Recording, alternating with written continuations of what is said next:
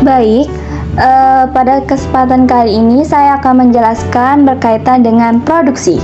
Apa sih itu produksi? Produksi. Nah, produksi ini adalah merupakan suatu kegiatan yang dikerjakan untuk menambah nilai guna suatu benda atau menciptakan benda baru sehingga lebih bermanfaat dalam memenuhi kebutuhan.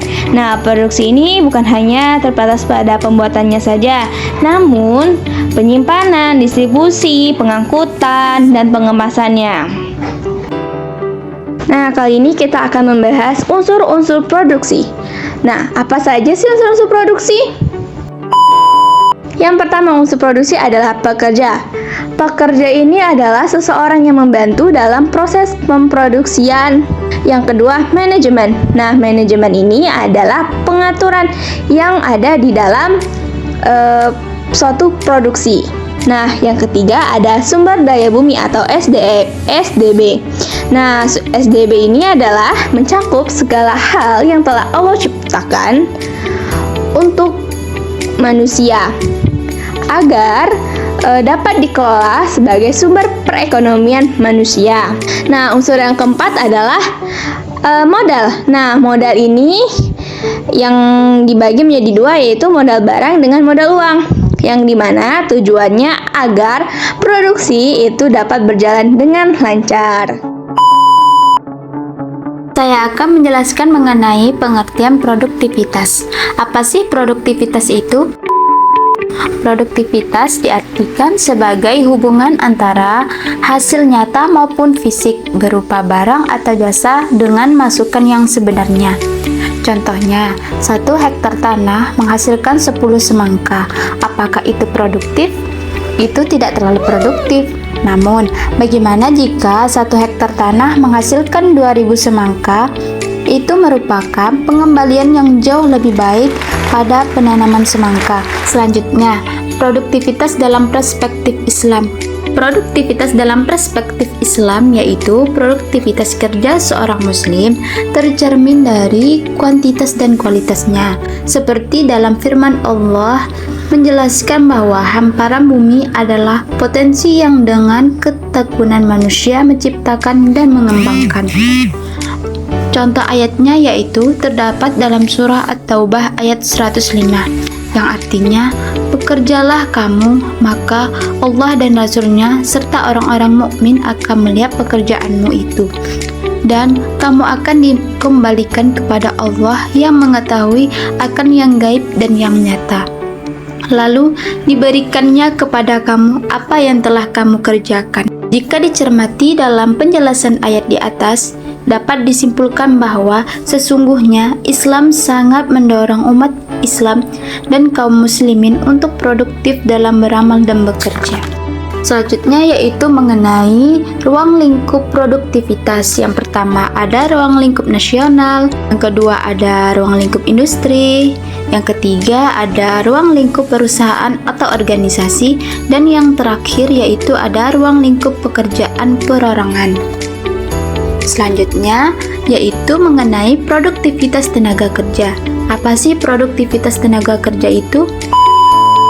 Produktivitas merupakan sebuah proses kegiatan yang terstruktur dalam menggali potensi yang ada dalam suatu proyek maupun komoditi. Produktivitas sendiri merupakan filosofi yang mengandung arti keinginan dan usaha dari setiap manusia, baik individu maupun berkelompok, untuk selalu meningkatkan mutu kehidupan secara umum. Produktivitas dapat diartikan sebagai perbandingan antara keluaran atau output dengan pemasukan atau input. Tenaga kerja berarti kelompok masyarakat yang berada di usia kerja dan mampu melakukan pekerjaan untuk menghasilkan barang maupun jasa demi pemenuhan kebutuhan pribadi maupun masyarakat umum. Ada pula yang namanya ketenaga kerjaan, yaitu segala hal yang berkaitan dengan tenaga kerja. Selanjutnya, yaitu produktivitas tenaga kerja dan pengukurannya.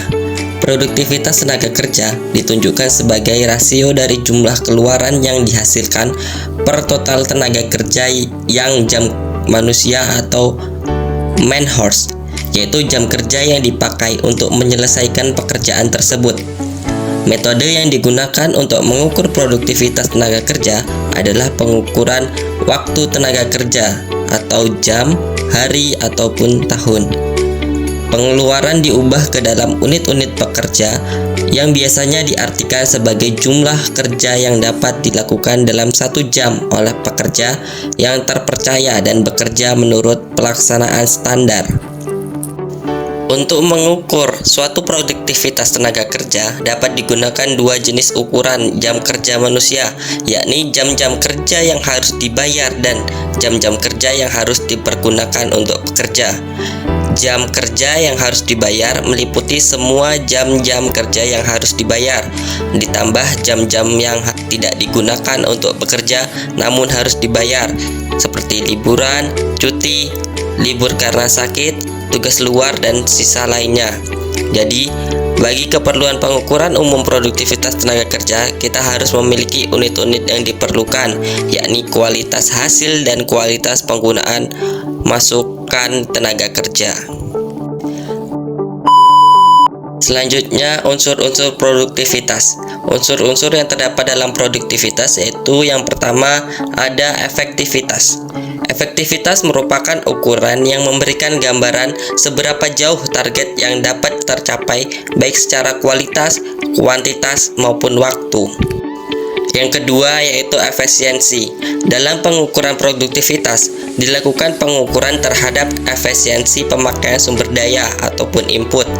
Efisiensi merupakan suatu ukuran dalam membandingkan penggunaan masukan atau input yang sebenarnya dengan input standar yang direncanakan. Dan unsur yang terakhir yaitu produksi. Produksi adalah suatu proses untuk menghasilkan barang atau jasa.